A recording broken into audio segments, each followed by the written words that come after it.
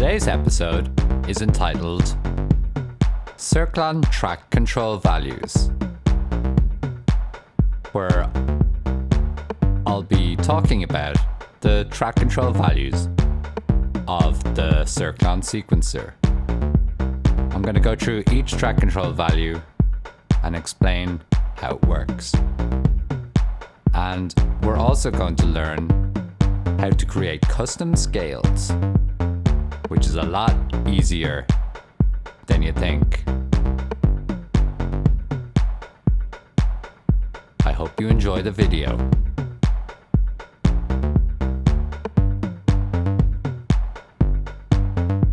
Let's dive into this black hole of knowledge.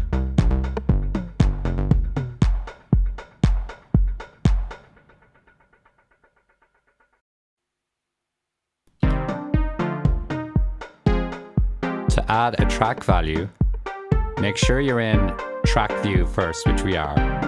So if you're in scene view or pattern view, change back to track view, then hit track again. And you'll see these 6 encoders are the slots you have. Now, in the last video, I said you can only add 6 track values. That's actually incorrect. You can add 30 track values, but you just see 6 at a time. So I'll show you how that works as we add more. The first one we're going to do is an easy one.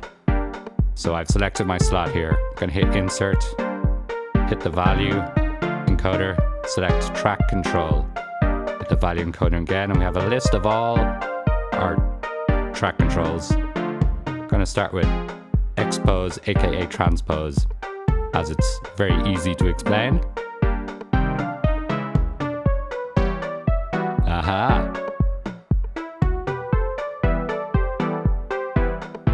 Obviously, it transposes it, the pattern up or down by however many semitones you have selected here. A maximum of 12. This works well with the next track control value.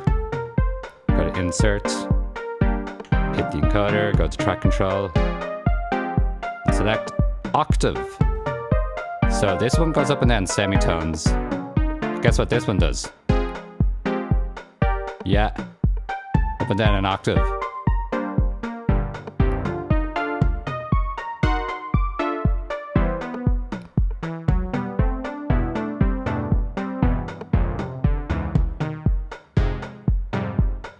There we go. So, we're doing great so far, aren't we? The third track control value I'm going to show you. Hit insert. You're getting good at this now. Length percentage. This scales the length of all the notes. You can hear it.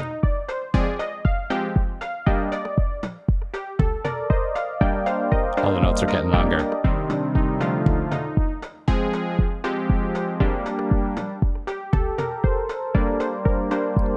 Conversely, you can make them shorter.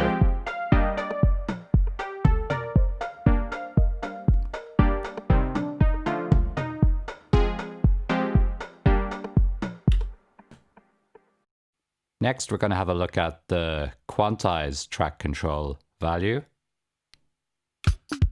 I have a pattern here, which I mangled, so all the notes are off the grid. Currently sounds like an Irish drum machine, but we can fix that. Normally, you could go to menu and go to apply quantize that would fix the quantize of it. You wouldn't be able to get back to this. But instead, if you want to keep this loose feel, just tighten it up a little bit. Go into the track values, insert, hit the value, go to track control, select quantize. Now, quantize has a friend. I'm going to select quantize's friend as well. Insert, value, track control, tbase, which is time base. So when I move the quantize percentage, it'll start quantizing all the notes. The default is the the pattern tbase. I went to pattern mode there, which is 16. Go back into track mode, track again, go to track values. So if I turn this up to 100, it's quantized everything 100%. I could also turn it down to 50 a bit to hear a bit of stuff is not perfect, but it's not as bad as it was. Back to 100, all quantized. We can also quantize the different time bases. Default is 16, go down to 8. Now it's moved everything onto 1, 3, 5, 7, and so on. You can get even more ridiculous. Quantized to every 4th step for that marching band techno feel. And also, we can go down to 2 and then 1, which is, it's there, but it's completely ridiculous. However, it gets useful again when you go into triplets.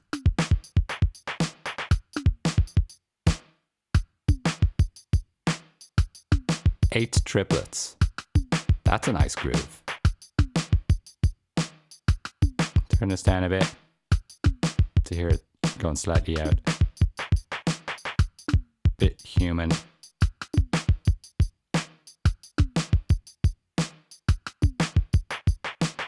'90s nice, actually. So you can do this with notes as well when you're playing your synth. Here's one I prepared earlier. We got the Nord lead, Nord rack 2x. I've got it quantized 100% to 8, regular 8.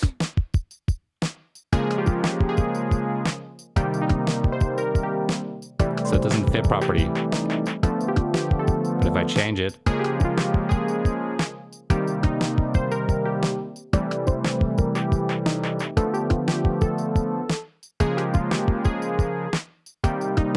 you can hear it fits nicely now.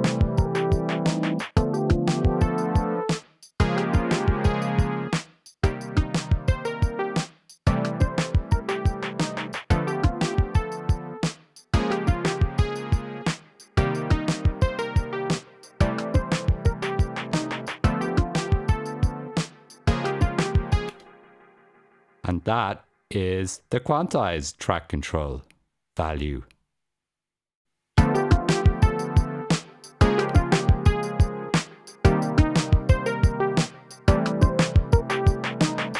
So there's a couple of ways you can use this. You can use it to fix your own playing mistakes, which, if you're like me, you make lots of mistakes. You can also use it to force it into different time bases, which can be interesting, as we've seen with the triplets. And you can also use it to give a bit of human feeling to your poorly quantized notes. If you force notes off the grid, but then you think you've done it a bit much, you can rein it in with the quantize. So that's a bit too much for me. But up here, it's starting to sound nice.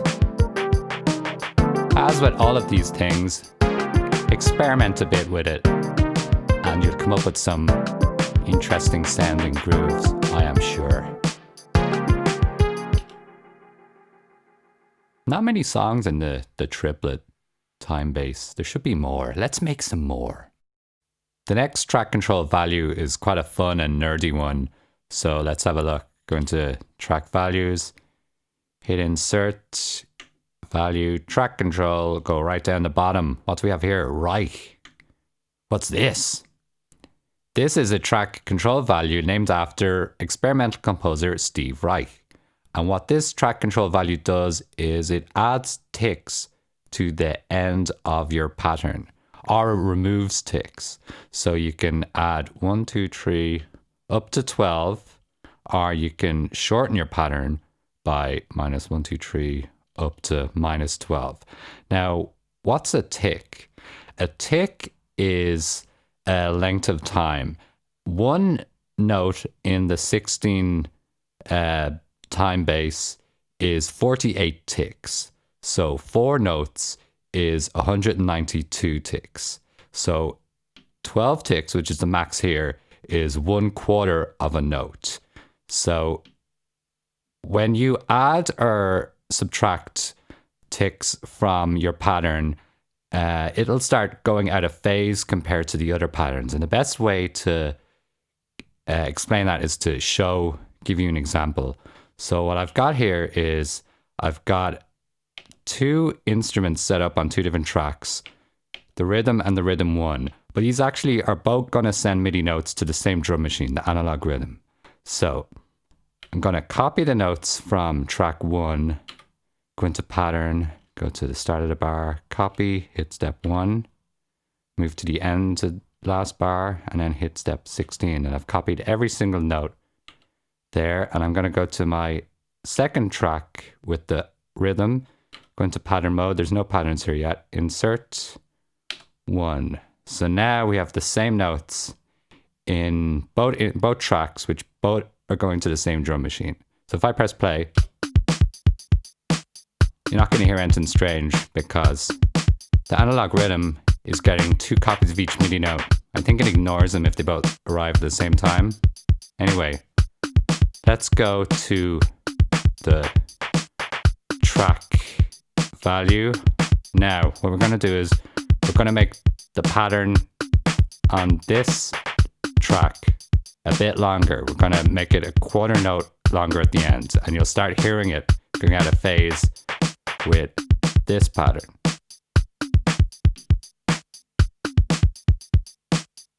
Wait for it. Aha! So each pattern is 4 bars long. So it plays the 4 bars, and it'll go a bit more out of phase each time. But if we wait long enough, I think it's adding a 1/4 note each time. Well, it's a 1/4 note longer, so every time that plays, it'll be a 1/4 behind.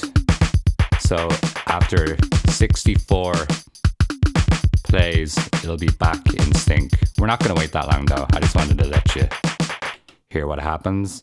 Plus 12 ticks is, you can hear that very quickly. If we put it up to +1, it'll phase a lot slower. So wait until the end of this pattern.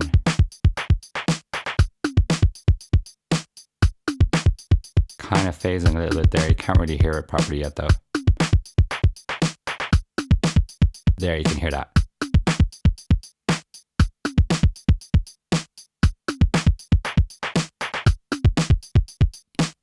Phasing very gently. Sounds quite nice.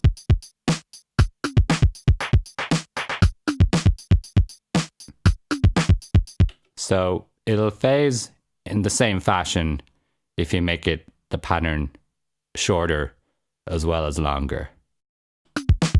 I think the idea for this track control value came from the Steve Reich piece he composed where 2 performers clap the same beat, but then one performer adds a bit extra to their pattern, and that moves the 2 performers out of phase. But eventually, when they keep going, they come back into phase again. And I think the piece is called "If You're Happy Being in Phase, Clap Your Hands." But I'm not 100% sure about that. You might want to fact check that for me. And that's the Steve Reich track control value. Pretty cool that he got his name into a sequencer. How many other sequencers have experimental composer patterns or values, track control values inside them? Not many, I'd say.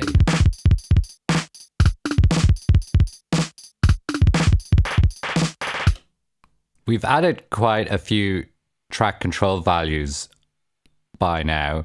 So our first page is full here. We've got 6 track control values, but that's not a problem. We can add 30 to each track.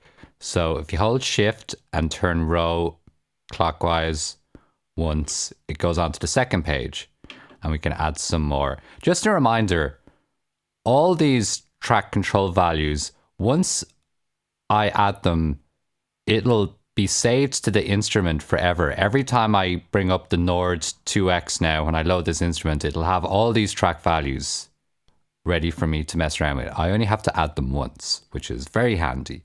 So once again, we're going to add some more. Hold down Shift and go to the second row. We only have to hold down Shift when there's nothing in the second row. Once we add something, you don't have to hold down Shift anymore. I'll show you that. Let's go to Insert, Value, Track Control, and Note Percentage. And Note Percentage comes with a friend. So select another slot, Insert, Value, Track Control, and his friend is Center Note, noteC. So now, if I move the row back and forward, it shows me the 2 pages I have of track value controls. So we have a pattern here. We're going to keep things simple to start off with. We have C3, C4, C5, and C6. Now, noteC is the base note, and what note percentage does is it moves all the other notes away from the base note. It scales the interval. It makes the distance between them either shorter or longer. So if I move this to 200, let's move it up to 200. What's happened now is, let's go back to pattern. C3, which was 1 octave away from C4, has been moved down another octave. It's now 2 octaves below C4. C4 isn't changed because it's the base note.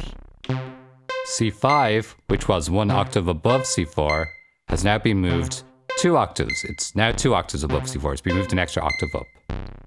And C6 here, which was 2 octaves above C4, is now 4 octaves above C4. It's been pushed up 200%.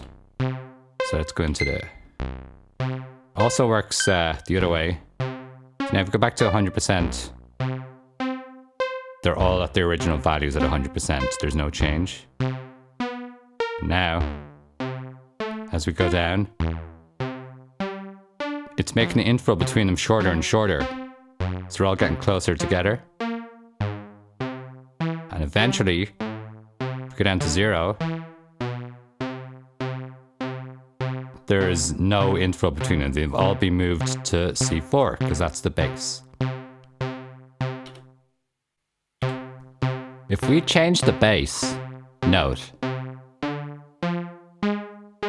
let me put this up to 100% again. Right, 100% there's no change. If I change the base note, it doesn't do anything because I'm not applying any change to it. But if we move the base note to say E4, we don't have any notes on E4.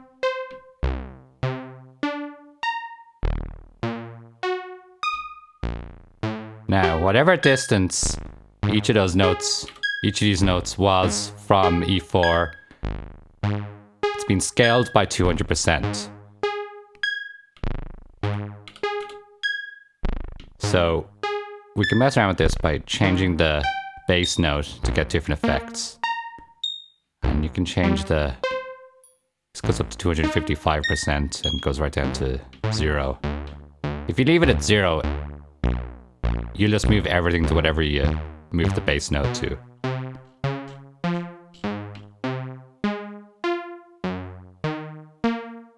But you keep the percentage above 0 and not 100. If you move to 100, it'll be unaffected.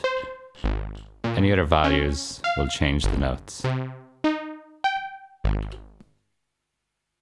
So, what does that sound like on a proper pattern with more notes? Well, let's have a listen.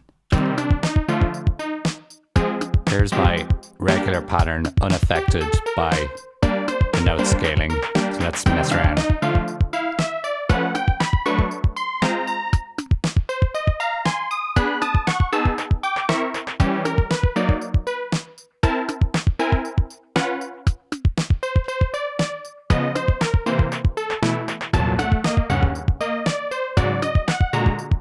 You notice if I make the bass note lower, all the notes get pushed away from it so they get higher.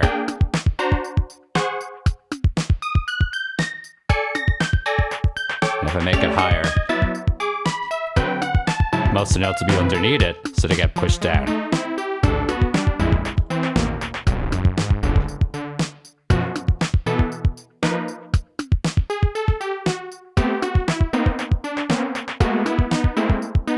Once again, if I go to 0, it'll change all the notes to whatever the bass note is.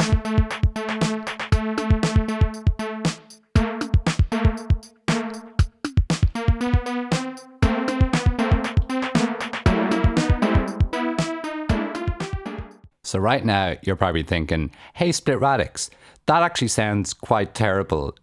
And you'd be kind of right, because it's quite discordant and not exactly musically useful all the time. It might be useful in certain cases. However, the next track control values I'm going to show you pair really well with it. The next track control values we're going to look at are friends with the note percentage ones. Insert value track control force to scale -S for scale. Insert value track control force to scale -R for root note. So what is force to scale? A lot of sequencers have a force to scale option, and what it does is you pick a scale, a musical scale, and the sequencer will force all the notes onto that scale. So if one of the notes is not in that scale, it'll be moved up to the nearest note that is in that scale. That's the musical theory behind it.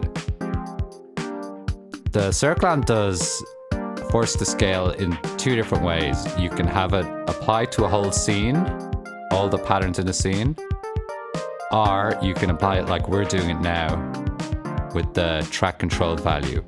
But I'm just going to show you the scene quickly because you can see all the names properly of the scales, which we select here. A lot of them have strange, really strange names like major and blues 1 pentatonic, that's a normal name. Balinese, I've been there on holidays.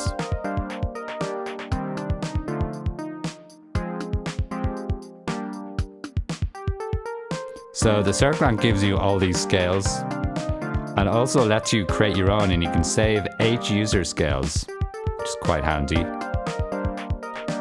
So you can apply them via the scene. We're going to talk about scenes another day. Today we're going to apply the scale via track control value. So the way it works is pick your root note, let's stay with C, and then you pick your scale. Have a listen. So the force to scale here has forced all my notes into the C major scale. So if the note is not in C major, it won't be played. Brief bit of music theory. C major scale is C, D, E, F, G, A, and B. All the natural notes, none of the sharps or flats. You can start exploring different scales and different key signatures.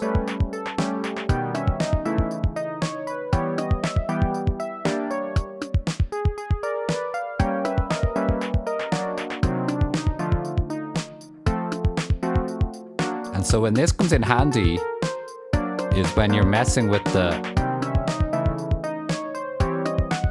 note percentage. It'll force that into a scale, a musical scale.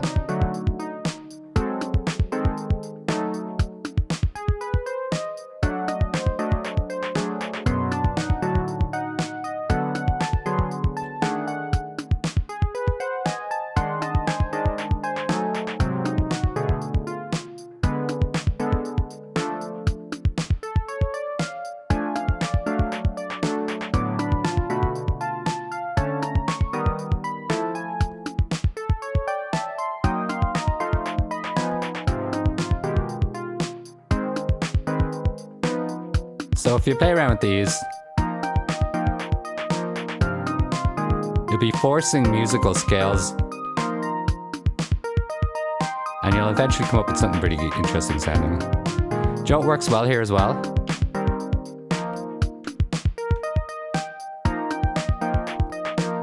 Transpose and octave.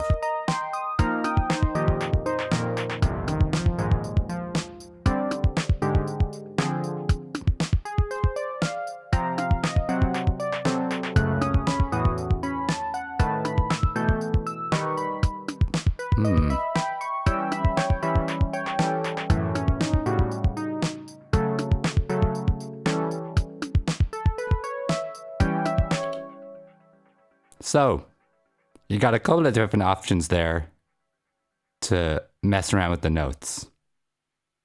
I just wanted to play you an example of one that I think sounds pretty good.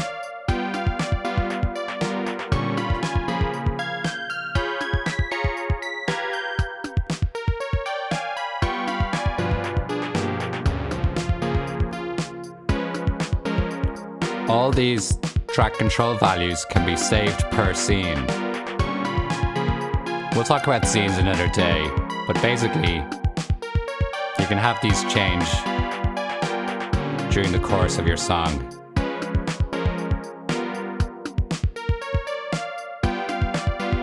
Here's what it sounds like right at the first scale.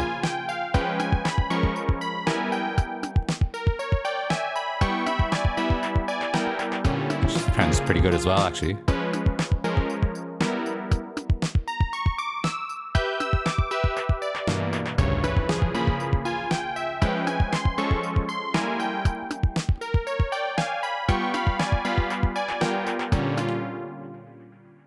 Yeah, it's worth exploring the force to scale alongside the note percentage scaling and the octave and transpose. All of those together work pretty well. The Cirklon also lets you create your own scale to use when you're forcing the notes to scale. You don't need to have any musical theory background on how to do this. It's very easy to do, actually. So what you do is, well, first of all, I'm gonna play this pattern. Basically has every note in an octave playing all 12. So if you move the force to scale, you can select all your scales, and then you can go to the user scales. You can edit any scale you want using this method, but I'm gonna go to user scale at 1. You can have up to 9. We're gonna go to 1, hold down shift and press the encoder. And I've already messed with this, so I'm just gonna set it back to the way it was. So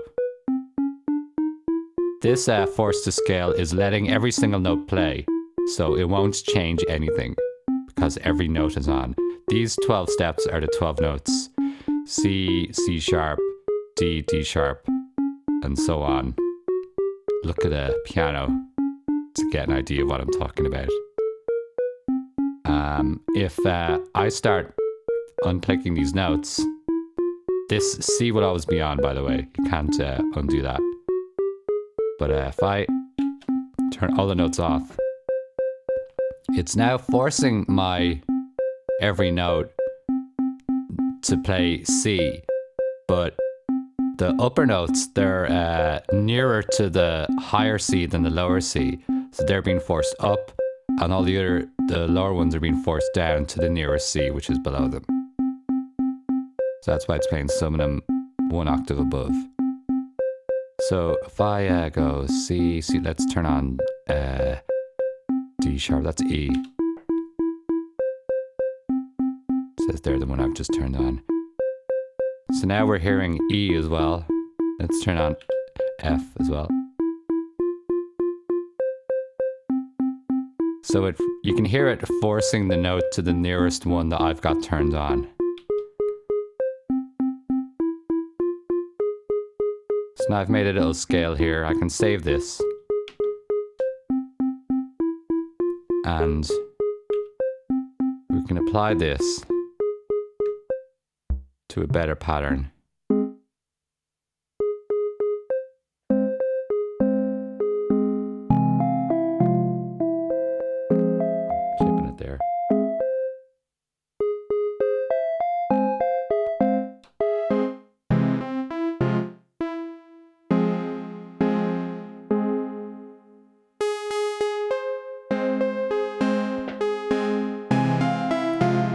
So we've applied our user created scale to a pattern.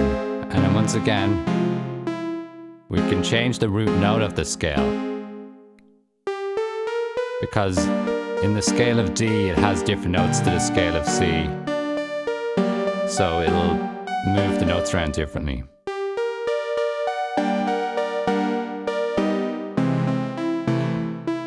We can also, once again, use our note scaling to make things even more interesting. And the octave and transpose, they work well together.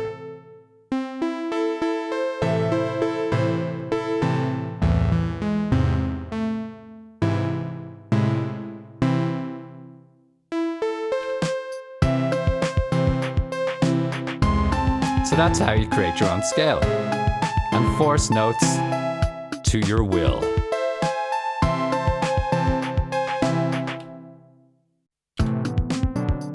There's one more pair of track control values I'm going to show you. I'm moving the row encoder to move through the track value pages here. So we're going to hold shift, even though I can fit one here, I'm just going to add a third page. Hold shift, turn the row encoder right. Now we've got our third page. Insert, track control value, velocity percentage. And velocity percentage has a cousin called, probably a sibling actually, called velocity, center velocity. Now, I'm not going to go into this. This is, once you know the note percentage and base note, this works exactly the same way. It takes the velocity and you pick a base velocity, say 63, and then you will scale all the velocities of the notes.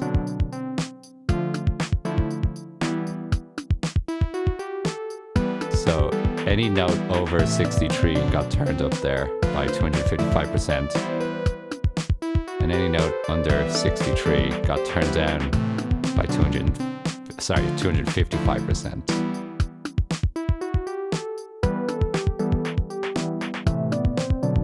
And it's not varying so much because most of the velocity of my notes are pretty much the same, but it works exactly the same as the note version. So it'll be easy one. It's an easy one to figure out yourself.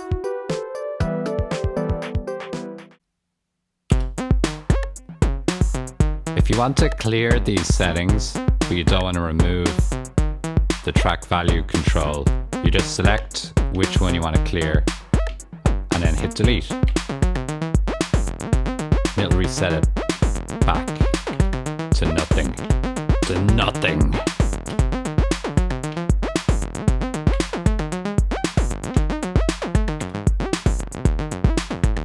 There we go. Although that did sound good.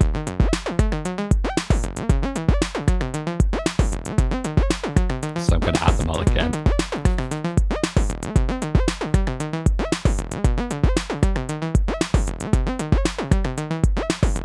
Let's remove them again.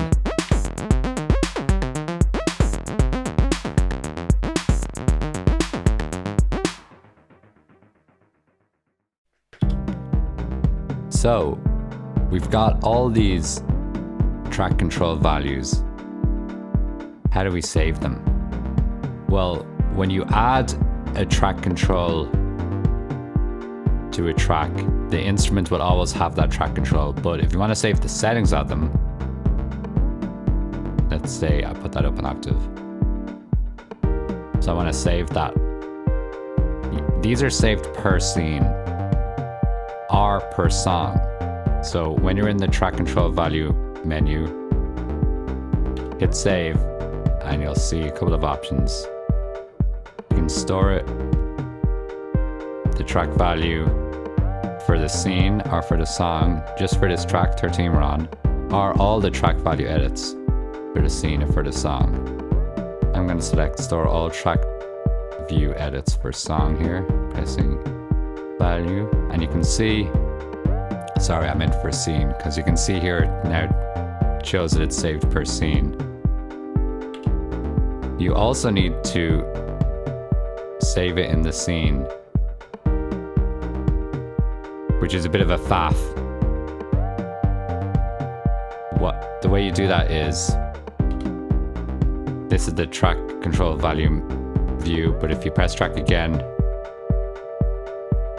you can save the scene. You can save the scene either in scene mode or track mode. So we're gonna save this scene by clicking save, and we've changed the patterns, mutes, and track values. So we're gonna save this as a new scene. Scene 2A.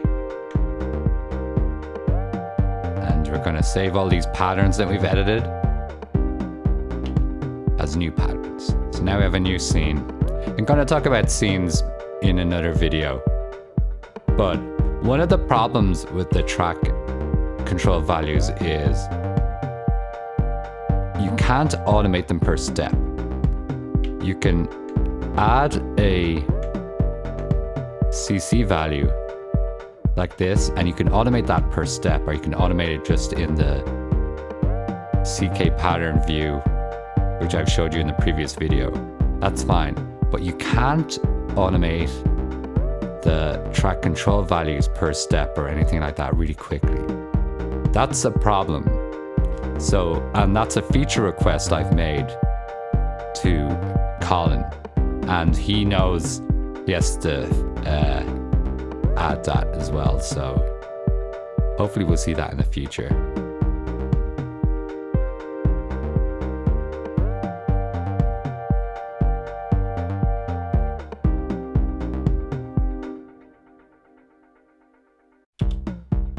One other feature I'd like to see is the ability, when we've changed the notes, this change is dynamic.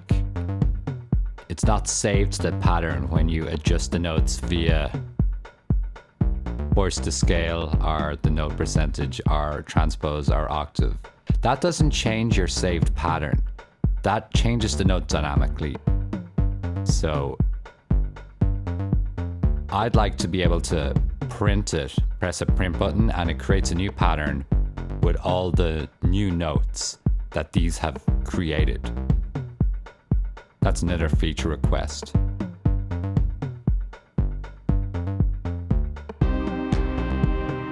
I think I've covered all the track control values pretty much by now. I hope it made sense. Like everything, if you just experiment with it a bit, you'll figure it out. Hope you're all doing okay. I think the next video will be about song mode and scenes as well. I'm basically pushing P3 patterns away because that's a daunting task to do a video about that. There's a lot in there.